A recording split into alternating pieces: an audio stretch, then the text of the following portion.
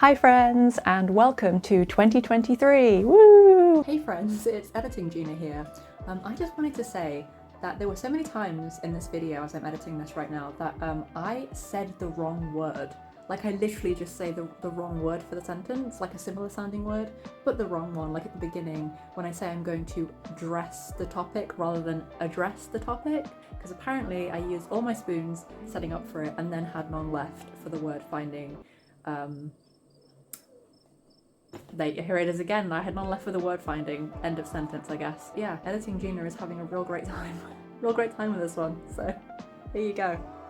If you can't find words, you are not alone. Today I wanted to address something delightfully appropriate for the time of year and the season: how to approach New Year's resolutions when you're disabled and chronically ill. Because I do think that being disabled and chronically ill should play into the kind of goals you set for yourself and how you approach them. Watch just a few seconds of those high-octane, high-intensity workout clips you're about to enjoy on gym advertisements for the next 6 weeks and tell me I'm wrong. But before we proceed with any tips, I would like to take a second to welcome anyone who is new here. My name is Gina and I make videos on chronic illness, disability, fashion and lifestyle with just a dose of humour and a smidge of sass. Just a smidge of sass. If that sounds good to you and you'd like to stick around, feel free to subscribe below. So, how exactly should you approach setting New Year's goals or resolutions if you're disabled or chronically ill? I put together a handy dandy list of things I kept in mind while setting my own goals and resolutions this year. And it better be a good one because 2022 has a lot to answer for. So without further ado, let's get into it. Number 1 is don't get caught up in the exercise mania of able-bodied culture. New year, new you.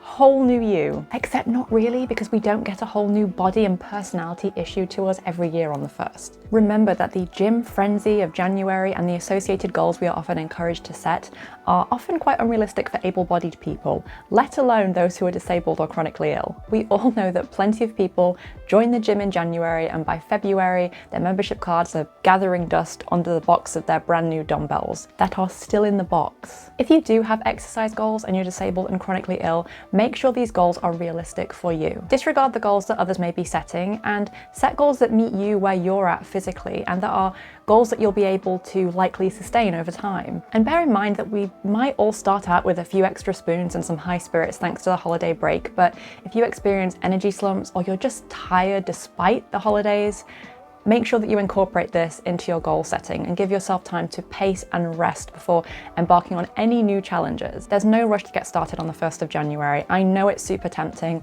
I know that we're encouraged to do so, but really give yourself the time and grace to process the holiday period. And remember that sometimes the holidays can be more exhausting emotionally and physically for us than they are, restful and relaxing. The next one is to consider your circumstances and to be realistic. Resolutions may be related to many aspects of our lives, but it's important to consider your current circumstances, schedule, and lifestyle when planning for new goals. Let's say part of your resolution includes traveling to a certain place twice a week. Let's say you want to join a crochet club. That sounds fun. I'd like to join a crochet club. Consider, how are you going to get to and from your destination? Do you drive? Are you relying on public transport or transportation from others? Do you have the energy and time in your schedule to attend this class twice weekly? If not, contact the organizer of the event and see if you can attend maybe once weekly and ask them whether or not the occasional absence will be acceptable. It's great to dream big, of course, especially if your goal is something you've wanted to do for a long time, but it's important to consider the adjustments that you might need and whether or not you'll be basically able to do the thing. By considering the minutiae of your plans now, you could save yourself a lot of disappointment later. The next point is to make your goals flexible. Just like me. This is the only time I'm going to ever encourage you to hyperextend if you have EDS on your goals. When you have a chronic illness or disability, things can change fast. I can't tell you how many times I've scheduled something in and then my body is just like, actually, no, we're not going to do that. We're going to be resting our painful hip instead. That being said, consider goals that are flexible, both in the expectation of your abilities and schedules and times. You've probably heard of SMART goals. It's an acronym that is recommended advice to set achievable goals. The idea is to set goals that are specific, measurable, achievable, relevant, and time sensitive. That sounds like great advice to me, all except that last one. I would suggest avoiding goals that are on rigid schedules or are time sensitive, that require you to do things that you may not always be up to doing. Perhaps we can call them SMART goals instead.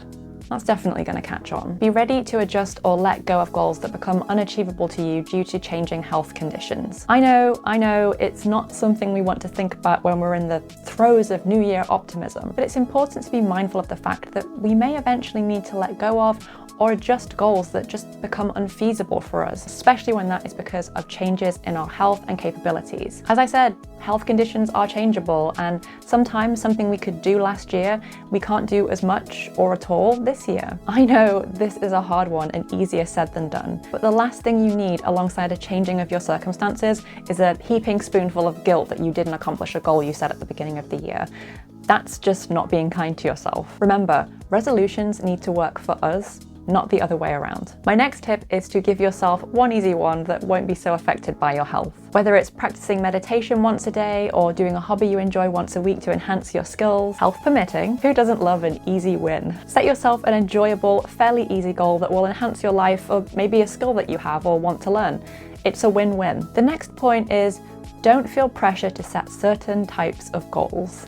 And I need to listen to this piece of advice too. It's difficult not to feel influenced by those around you or people you see online this time of year and feel that you should be setting certain types of goals. And trust me, friends, you will only end up not achieving goals that you set just because you should it all over yourself. And yes, that's one of my favorite phrases that I keep reminding myself of every time I should all over myself. These include things like, I should be working on my cardio, I should be eating healthier and working on those goals, or I should be somehow miraculously finding the time to do something like volunteering or something I would actually love to do, but just don't have the health capabilities or time in my schedule to do right now. So forget about the goals you should be setting and follow your heart. And remember, you don't have to share your goals with anyone else. At the end of the day, they're for you. And my last point, consider whether you actually want to set any goals at all.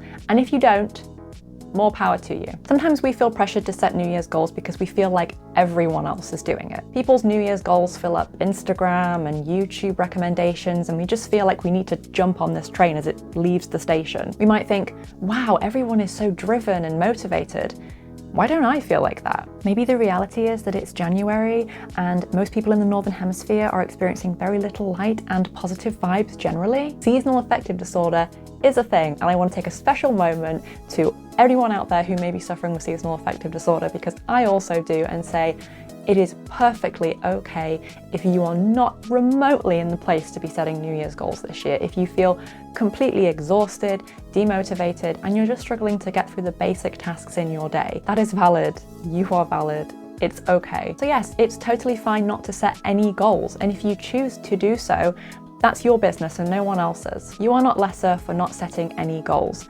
And hey, maybe you just prefer to be more mindful about the goals that you'd like to achieve instead of being so formal about it. Of course, encourage others in their resolutions, but don't feel forced into making your own. Just having got through the holiday season is the biggest achievement for some of us, and that's okay. If you'd like to set goals, but January just isn't doing it for you, which completely understandable, remember you can set goals and resolutions for yourself at any time of year on your own schedule and your own timeline. After all, you're probably not as likely to achieve your goals if you're setting them and you just don't feel ready.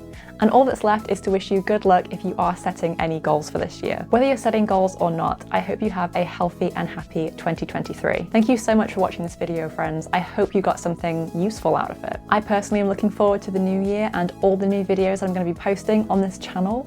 And I also have some very exciting news to share, but not just yet. Have a wonderful week, everyone, and I'll see you next time. Love and spoons.